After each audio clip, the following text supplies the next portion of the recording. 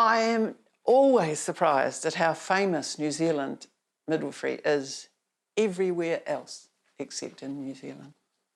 You know, I've been to, I don't know, I've lost count the number of universities I've spoken to in Japan and the number of government Minister of Health people I've met in Japan. I've spoken at universities in Indonesia, Philippines, in Turkey. I had the red carpet rolled out in Turkey so that the obstetricians and the managers of the hospital could talk to a New Zealand midwife about continuity of care and how do you do it? I mean, it is interesting that the main question around the world is, well, how do you do it? And I'm always shocked by that. I said, well, it's quite straightforward. You actually put the woman and you in the same position and you go for it. You work out what you want and you give that woman some status and power. Let her make her decisions about her body. In every culture, the midwives are seen as slightly outside society. And I think it's because they're usually strong-willed, because you have to be. And they're great advocates for families and communities. And I go to Africa, I go to Indonesia, Philippines. The midwives are amazing. Like the Philippine midwives, wow. They got Imelda Marcos on their team. Like, how would they do that, you know? I mean, truly amazing. The Indonesian midwives, they got themselves in as parliamentarians and they did what we would do. They politicised midwifery. And see, they're not nurses. Philippines and the Indonesian midwives, they're just straight midwives. They understand what it is because they work in the communities. Community midwife is the LMC, the lead maternity carer that is case managing that woman's maternity experience. So she's very reliant on the midwives in the hospital being accessible when she needs them, the obstetricians in the hospital being ready when she needs them. She's responsible for the GP responding to her or for handing over to the GP, for handing over to Wellchild, Plunket, Tamaiki Ora. It's a whole case managed system. And because she knows the woman and a family best, because she's had at least 9 months with that family, there's no one else has that contact. That partnership relationship between the midwife and the woman is what makes the New Zealand system unique, because very few places enable the mother and the family to get to know the midwife and vice versa. In New Zealand, we put a lot of strength on that partnership, on that relationship between the healthcare provider and the woman. Because remember, it's not a disease. Again, you know, she's having a life event, so you want that life event to be something that's memorable, profound, and starts to fulfil her need to be confident mother. Well, many years ago, if you were pregnant, a woman would go to a GP, and the GP sometimes would look after her. About 20% of GPs did that. But the rest of you went to a clinic, and you could be seen by 55 people throughout your whole maternity experience. You never knew who these people were. And in those days also, you had to leave your husband or your partner behind. So, you know, it was not really a comforting journey. So what the lead maternity caregiver process was about establishing someone that takes the case management or the lead, and then she follows you through and she sees you once a month, then once every 2 weeks, then once every week, and then she's on call 24 hours a day for emergencies. So you can always feel that someone's got your back. You're not actually alone. There's somebody there for you all the time. A midwife, you see a midwife at pregnancy test every month, every 2 weeks, every week. You're hours and hours with her in labour. And then you see her at least 10 times postnatally. Like, you have hours and hours and hours with that family. I mean, you are so well placed to understand what that family needs. If only we had the structures that enabled referral. Like, our IT systems can't talk to some of the DHBs, or the DHBs can't talk to ours, or we can't talk to the PHOs or the GPs, because there's never been any vested interest in looping the midwifery service into the whole health system. And this is what we've been fighting for years. I mainly work internationally. I'm the chair of the regulation committee for the International Confederation of Midwives, and I work with my wonderful friend Sally Pearman, who is a New Zealand midwife, and she's the chief executive of the International Confederation of Midwives.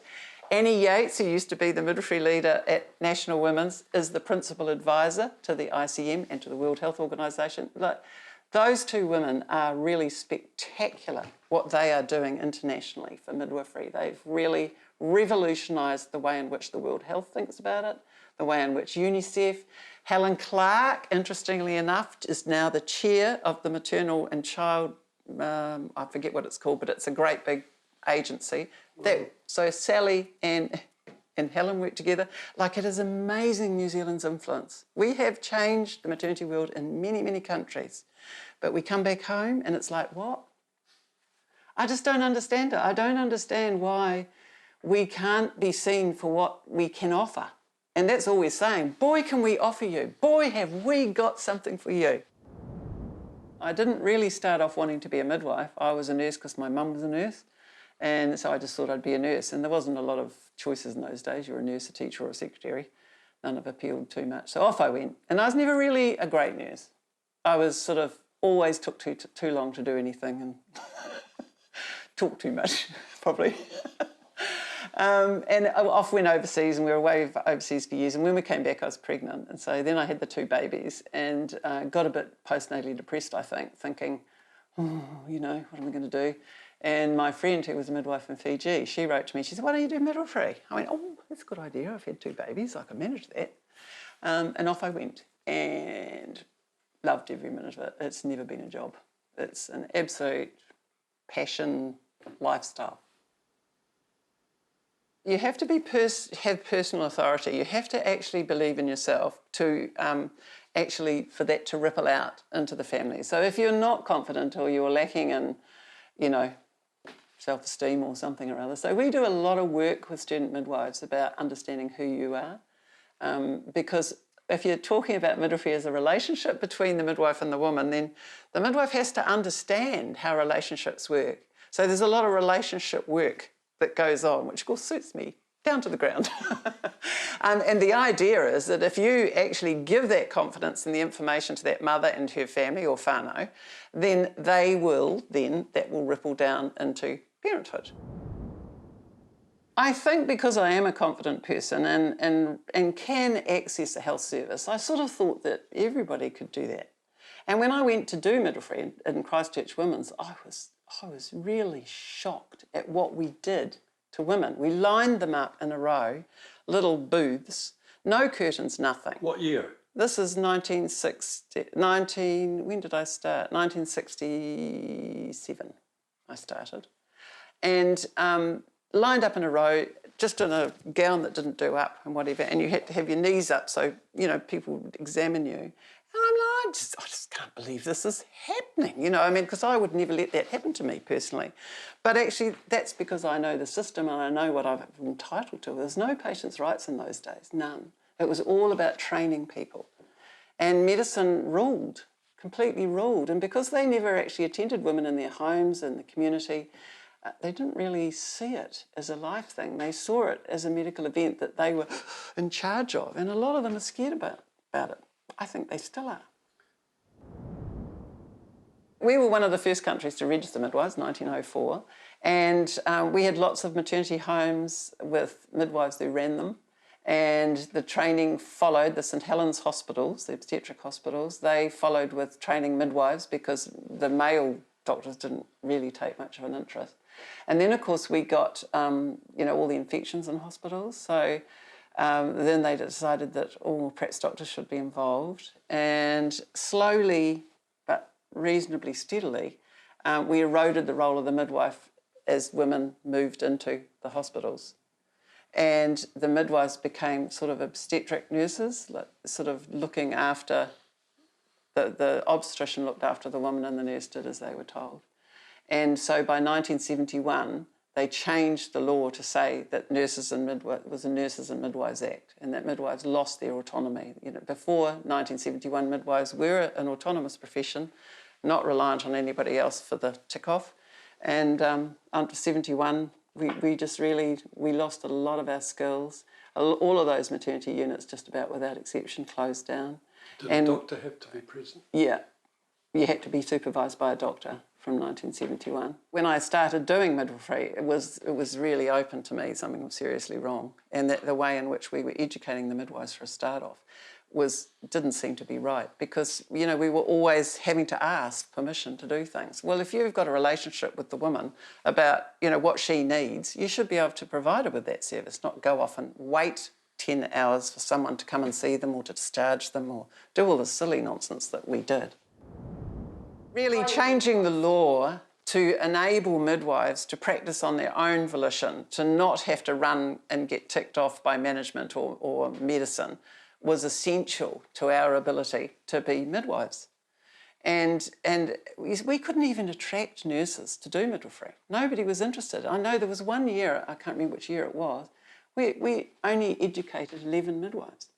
So, something had to be done. We had to have midwives, because really, in the small maternity units, there weren't any trainee doctors. It was the GP and the midwife was the 24-hour person, but she was completely invisible. Well, it was a male environment, looking after a 100% female world. And so you're always going to get tension with that, aren't you? Even with the best will in the world. And there's some lovely men in obstetrics and lovely men, in general practice. But essentially the world thought this way. So it was about really changing the world. And the women's health movement in America was very helpful for us.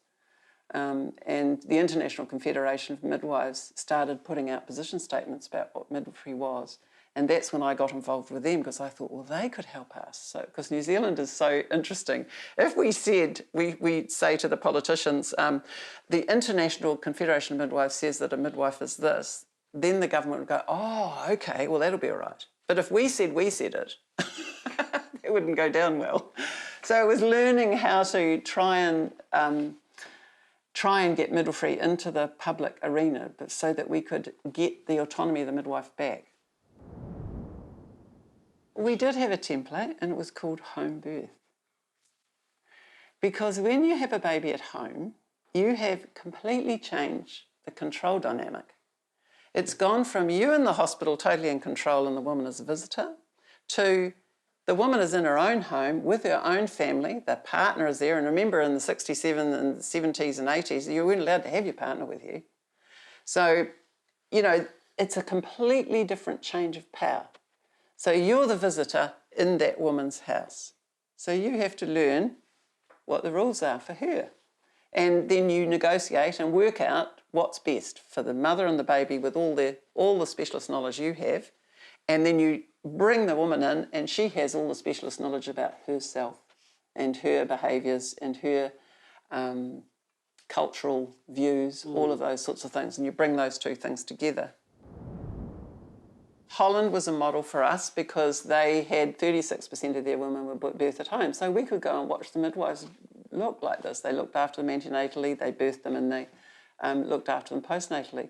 And when I was in the UK, I went with my sister-in-law, who had two babies over there, in the little GP units where the GPs weren't, it was just midwives. And they had the midwives, call the midwife. They still had remnants of call the midwife, going out on your bike and visiting and whatever. So we could see that, and we could see the home birth movement. And actually, don't forget the treaty. Because treaty partnership language was New Zealand's unique thing. And we say partnership, and I think every New Zealander sort of knows what that means. It knows it's a relationship, and it knows it's meant to be about equity, and it knows that we're meant to be protecting each other, and we know that we're meant to be, control should be, equal. But when I go overseas, and I've done lots of work internationally, partnership's a mystery to so many communities. Say partnership and they think business partnerships, where you own the money in it. They just don't get it. So we have the treaty to thank for that. We have, and I might say that Maori women probably are the most successful at giving birth than any other race that I know. Why? I don't know why. They're strong, they're brave, and they don't make a fuss about a lot of things. They're not medicalised in a way. No, they're not medicalised, you see. They have a strong sense of themselves, and I just hope they don't lose that, because that wouldn't be a great... That's not moving things forward. We should be moving towards how many Maori women see birth. And I see the renaissance of traditional Maori birthing practices being part of their success story. A great group of women everywhere. I mean, midwives, they do have certain characteristics. And, you know, when you say midwife, people go... Joan Donnelly was a Canadian midwife who didn't do midwifery till she was 54, but boy, was she powerful. And she was also a researcher, so she, you know, did a lot of evidence-based, which we were a bit slow at getting in. And Joan was her constituent, so she developed a relationship with Helen and explained to her about midwifery over and over. And of course, Helen was married to Peter, who was a primary health person. So actually, it wasn't difficult for Helen to understand what it is that we were trying to do. And she was one of the first politicians who did understand it.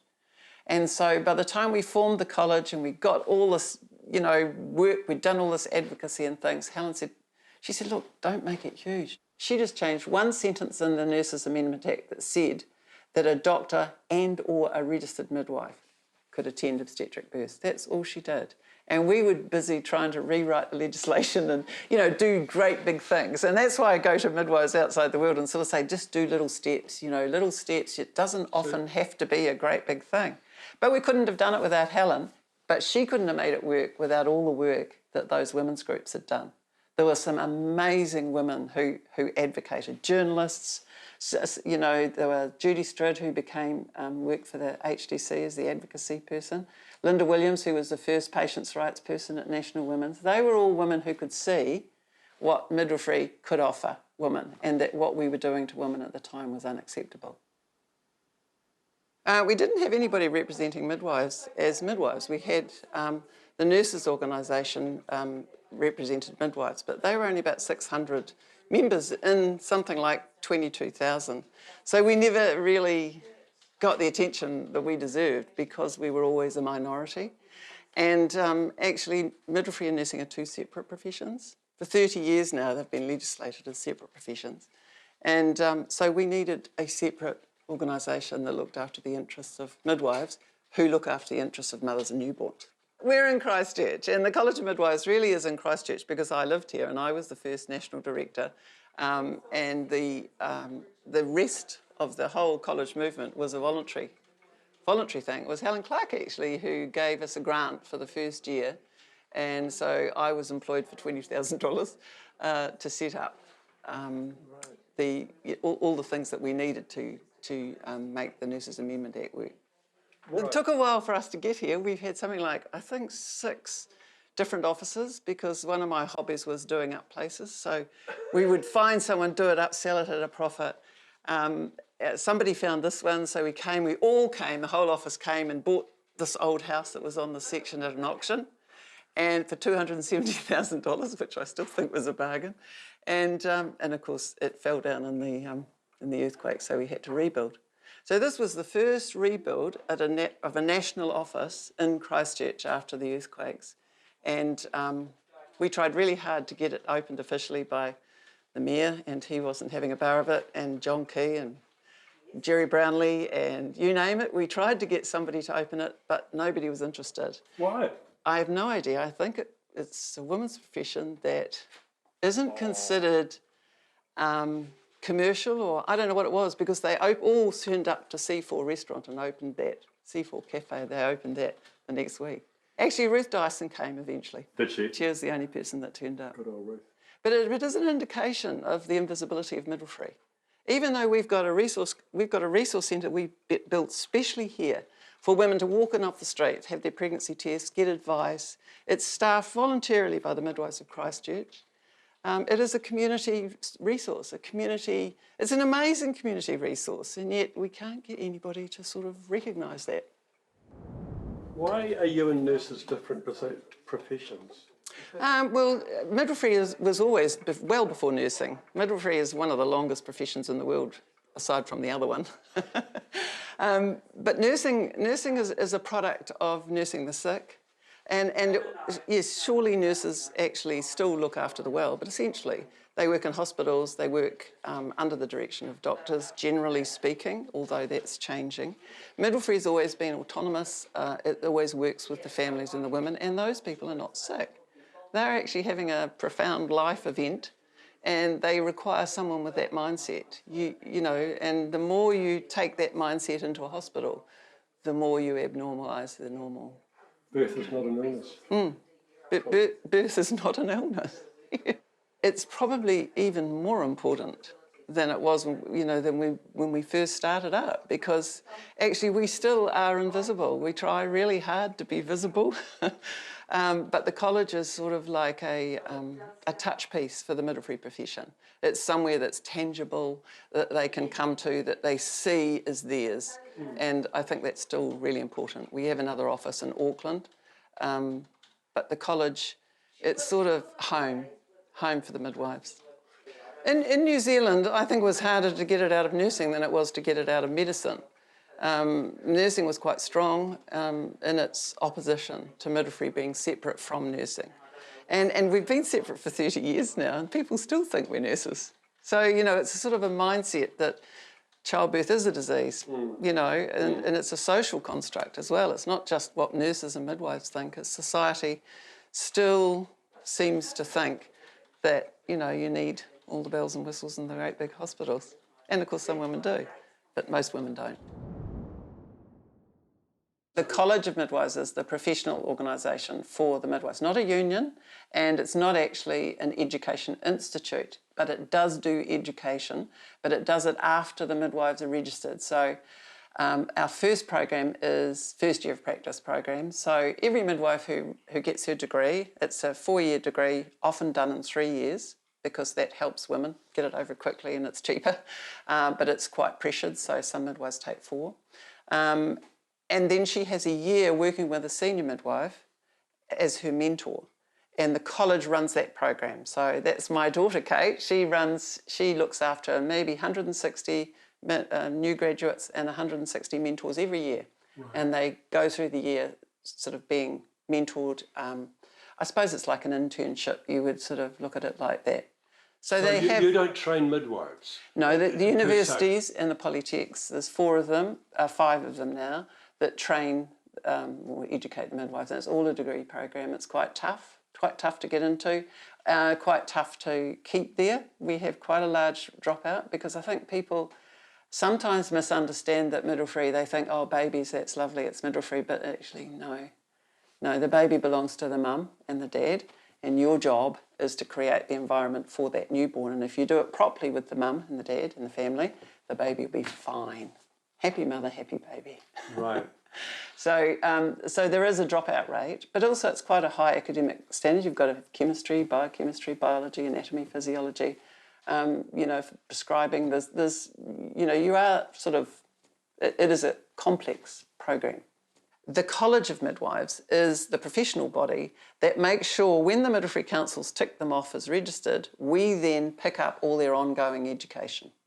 Right. So I think we ran 86 workshops last year on various topics. So we would, the other thing that we do is all the consumers, the women that use the services, fill in a feedback form and send it to us. And we can have up to 25,000 women sending us a feedback form to say what their experience was like. Yeah. So we look at that and sort of think, well, there looks to be a little bit of a gap for, let's say, Auckland in perineal suturing. We'll run some workshops up there. Sure. So our role is quality assurance and continuing education, as well as the first year of practice program. And we also run a rural locum service, which is funded by the government.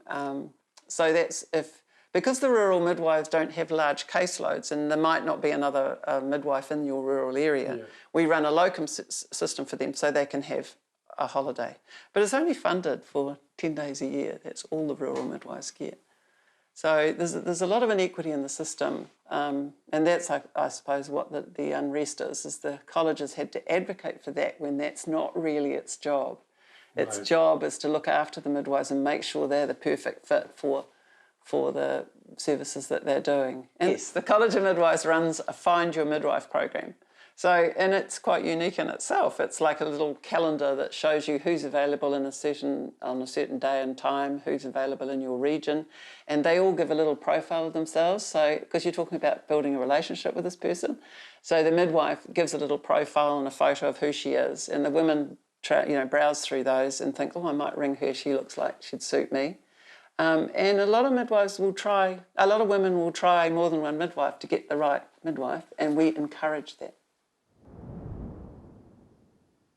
So the idea is that we're the umbrella that tries to keep the quality of midwifery going, improving constantly. That's what the college's main aim is to be. And in order to do that, we have to advocate a lot, not only for midwives, but for women, for rural communities, for Māori and Pākehā, Māori and Pacifica, because the Māori midwives have quite a burden. Their role often doesn't stop at 6 weeks because they're the only health professional that people have gone to. There's a lot of rural communities that are Māori. So they're the only health professional they've got. So, they're sort of called in for all sorts of things. And so, we are having a problem with burnout, and it's just so much work. And it is a lifestyle. You're on call 24 hours a day. So you could get like 20 texts and 20 emails in a day from a whole variety of different people looking for a midwife, wanting to talk to you, asking for advice from the government, from the local GP, it's really, and there's no admin around the community services at all. There's no structural support for the community midwives.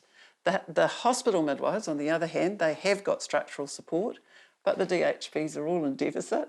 So the numbers of midwives that they call the staff client ratio is terrible. There's not enough midwives per woman.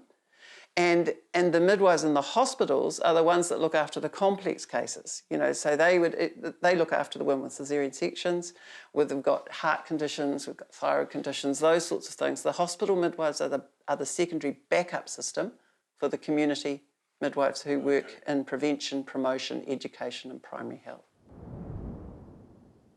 Well, where the opposition is coming from is a really good question, because it's very difficult to put your finger on it. Because you'd think, wouldn't you, with this government, for instance, which prides itself on egalitarianism and equality and whatever, you'd sort of think mothers and newborns would take precedent, but they don't, and they never have under any government, and that's universal.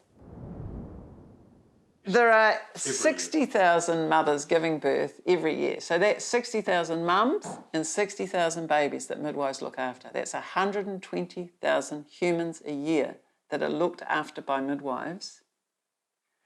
And why can nobody see that that's the start of life's journey for those babies? And that if we looked after the pregnancy and we looked after the mums and the families and really empowered that family to make decisions around what's going to happen to the baby, that would cut so much out of the health budget, because, a confident parent and a confident family is a well baby. And top of the cliff stuff. Yeah, it's prevention and it's education and empowerment, which is what everybody talks about. Yeah. Everybody says you want the care close to home and you want empowerment and you want accessibility. We've got all this. But, oh, no, you want to be paid for it and you want to... it's like, oh, no, we can't be having that. It's hard to understand. It's very hard to understand. As to why you're not paid as well as an anaesthetist, who I know earns over $1 million a year. We're not even looking for that. We'd be happy, but we're not looking for that. But you are a profession. We are a profession, and we've had 2 separate independent reviews, evaluation, pay equity evaluation, and we are comparable to a GP. Now, the GP has a wider range of services, but what you do in those services, the principles, if you like, of, surgical intervention, midwives stop hemorrhaging, they treat hemorrhaging, they prevent hemorrhaging, they suture when things go wrong, they put in IV lines, they resuscitate babies, they do all the stuff that actually a lot of GPs don't do. But for some reason, it's not considered to be on a par with other health providers. Even the paramedics came in from America and earned more. I just don't understand. Is it because you're women?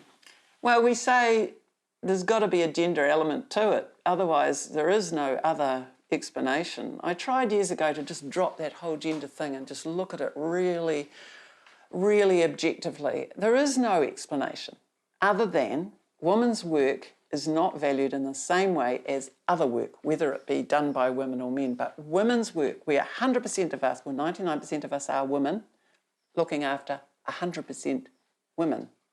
And those two double whammies, somehow or other, make it that, well, you should be grateful, you know, you're a good woman, you should be looking after this family and they love you, and that should be enough. And of course, that is what keeps midwifery there. It is a fabulous job. In that sense, there's a lot of job satisfaction. But if you're the primary income earner in your family, you have to still have a little bit more than the satisfaction. And all we want is a contract structure that enables midwives to spend the time, because it's all about time. So currently we have a fee for the time, but there's absolutely no fee for equipment, for your car, for travel, for the fact you're on call 24 hours a day. You don't get paid extra if you're called out in the middle of the night. Young women today just don't want to do things for nothing, and rightly so. Because you're a profession, like there's anaesthetists. I know, everybody else, the plumber gets a call-out fee, gets a travel fee. Everybody is recognised, but for some reason we get a bulk sum and we're meant to do everything for that. No wonder we can't keep the midwives. You know, so the numbers of midwives, they come in all enthusiastic and love it. I can't make it work financially. So you can, for instance, book say you book 4 women in a month and 3 of them have a miscarriage. Well, you've only got 1 woman income for that month and you're the primary caregiver. You know, we've got to even those things out. And what we're saying as the college is, and we got agreement from the ministry, we got a co-designed model agreed and the ministry refused to give it to the government. Don't know why. I think they think it's too expensive. But nobody discussed to us. We actually, even if we'd had the structure worked out, would have been a win. We could talk about the money later. But the structure I'm talking about is they have a retainer. So if they lose all their clients because of miscarriage or they go out of the city and go somewhere else, that there's still money that covers their clinic rooms, that covers their equipment, that covers their car, that covers, you know, just normal things that you'd expect to be covered. They're better off than they were, aren't they? Oh, they're miles better off. We have had some major successes, but this is the last thing, and this is the straw that's breaking the midwives' back, because, you know, they can't, there's a lot of burnout. Because of the increased anxiety in our societies, and this is universal, it's not just New Zealand, that, you know, women are 10 years older than they were having babies. Their grandparents are working, there's not the same extended family. They mightn't even live in their hometown. A lot of the women they know don't have babies, you know, so it's so different. And so the midwifery structure has to change to meet that level of anxiety, because the anxiety is overwhelming. And of course, if you're highly anxious, you don't birth well. You know, because the whole thing is it's a whole body experience. It's all sorts of hormonal feedback systems. Yes, it's actually quite dispiriting, the nature of society's fear of childbirth. There's more anxiety and fear of childbirth now, I think, than there was 50 years ago when I first started, you know, attending births. And yet, it's safer than it's ever been to have a baby. And women, I think, you know, they've lost the extended families that we used to have. So there's no growing up experiencing women having childbirth. You know, many women come to a midwife, they've never touched a baby. So, you know, there's so many unknowns, and that's why midwifery is really important, because it's fulfilling not only a life function, it's a social function. It's not only just a professional thing, it's a life function to be around to support new mums. You know, we've got to elevate the support of mums and newborns to I think, high status. It's an indicator of how a society is, how well it is, how egalitarian it is, if it looks after its mothers and its newborns in a way that lessens that anxiety, that gives them the support they need.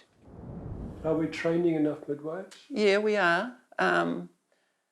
It's keeping them. Yeah. That's our problem. But the trainee midwives, like, Really, it amazes me. Like their last year is totally clinical. So they go out with another midwife, you know, who's got the client, who's the lead maternity caregiver for the client. They've got to find their own, they've got to buy their own car, they've got to have a really good phone, they've got to have a reliable car. You just can't have someone that's going to, you know, conk out. And you have to have a phone, you have to have all the, you know, the blood equipment, all that equipment the student has to do. And a lot of midwives that are mentoring them end up paying the student, buy their lunch for them, you know, whatever. And our average age for our students is 33 and they've got children of their own. And why are they not, you know, it's an apprenticeship type based system. They should be supported to get their clinical. Because they can only get their clinical in the hospital or the communities. It's not like you just go to an office and have your clinical. You have to go, like today I might be at Rangiora and tomorrow I might be at Kapoi and then I might have to come into town because this woman requires an urgent ultrasound. You know, there's no money for that, for those students. How long do midwives last for? Well, we used to, the workforce group that I was in years ago, we tracked that most midwives stayed about 15 years in midwifery. Some stay all their life, a lot of them actually stay all their life. But nowadays, on average, midwives will work for about 6 years because the work is unsustainable. You can't be on call 24 hours a day, and even if you book your holiday, you see, let's say you take May off. Well, the women that you've got in April are 2 weeks overdue. So you can't go for 2 weeks into May. And the women that were due in June, they've got 2 weeks early. So there's your holiday, gone. Do you see what I mean? So there has to be, you have to have a 6 week gap when you don't take anybody. Otherwise you can't get what every New Zealander expects to get, 4 weeks holiday a year. And you don't get the statutory holidays, of course. And it's not that we want them. What we want is to be understood as a really prime, life-saving health profession. Some people say, oh, well, why don't you just get employed by the hospitals? Do you know, we've tried really having employed midwives and working in teams for continuity care. It just simply does not work because the hospital dictates the rules. It dictates who you work with, how you work. You have to drop your car off at the hospital after. It just doesn't work. Like if you're a community person, you have to be autonomous. You have to make decisions like that. Like, for instance, I've got a clinic today, my phone rings, oh, my waters are just broken and I'm having contractions. Sorry, love, I'm going to have to reorganise all this and I'm going to have to go over there. And if you've dropped your car off already at the hospital, you know, that woman then gets referred to the hospital. So that was the point. You've lost the continuity. Yeah. And so being self-employed, not that they are really self-employed, they're government employees really, they paid a fee and it's a set fee and there's no negotiation rights, and that's the other thing we've been fighting for is every other workforce expects to be able to negotiate their contract price, and there is no way that community midwives can do that. The hospital midwives can do that, but they too face similar sort of, oh no, you're not really worth it. We're very evidence-based, and there's outstanding unequivocal evidence that if you know the midwife that you have and that midwife follows you through your maternity experience, that you can make an enormous difference to the outcome. You can lessen the amount of premature birth, you can lessen the amount of torn perineums, you can lessen the intervention rates of caesarean sections, of forceps deliveries, you can psychologically, you can make an impact that prevents postnatal depression. There are so many benefits to a relationship between the midwife and the woman and her family that you can't just kick away. I do think that midwives are often revolutionary, and when you look at, I've done a lot of travel on behalf of midwifery. I've been a board member of the International Confederation of Midwives for years and years and years and years and years, since 1990. And so I've seen lots of countries, and I can almost judge a country by how it treats its midwives. So if you have strong midwives, you have strong women. So countries like Norway, Scandinavia, Denmark, their midwifery is pretty good. It's not funded in the same way as ours, and it's not as based in the community. Ours is much more partnership, but still, the midwives there are great. If you look at the midwives in Africa, struggle, because the status of women is not It's not a very equal place in lots of places that I go to. But the partnership model resonates every country I go to. The other thing that's really important to a midwife's life is to have a fabulous partner. And do you know, I reckon, and I've seen a lot of countries and I've looked at a lot of egalitarian systems, I think New Zealand men are one of the few men, and it doesn't matter whether they're Maori, Pākehā or Pacifica actually, if they're a New Zealander, they see it as women's business and they're not threatened by it. And in pretty much every other culture, pregnancy and motherhood and midwifery somehow threatens the male's psyche. I'm not sure in what way, but it does. I believe that that's Maori influence again. I do think that the New Zealand male isn't daunted by being the house husband, isn't daunted by actually being the one to stay at home and look after the kids, isn't daunted by sharing care with mum, isn't daunted by not being the primary income earner. That's cool to hear. Yeah, and I do think that that's something about the New Zealand male. Because in other countries, the midwives struggle to survive because their blokes give them such a hard time. I mean, they won't do the dishes. They won't look after the children. Mm. You know, it'd be really good to do some research into that. But I really do see that New Zealand males are much more family and community minded around pregnancy and childbirth. When I first started doing midwifery, you know, it was not uncommon for a baby to die. A lot of babies died in pregnancy, you know, that we didn't even treat as babies. We used to put them in the gynae wards and, you know, there was no grieving, there was nothing. We've changed all that. There is now absolute support for a miscarriage or, well, I mean, we hope we can get it if the midwife's involved. And we've seen that the baby death figures have just steadily fallen over the last 30 years quite significantly. And the gap between Maori and Pākehā has got less. It's still more Maori babies die than, well, actually more Pacifica and Indian and Asian babies die than Pākehā babies. But the gap is lessening. Because a lot of what we're talking about, it doesn't happen overnight. Like it's all part of society. It's part of poverty, part of housing, part of education, all those sort of things. I mean, maternity can't fix everything. But we have had a real steady influence on the well-being of women and babies. We know, for instance, that if you have a midwife providing care, that you are less likely to lose your baby.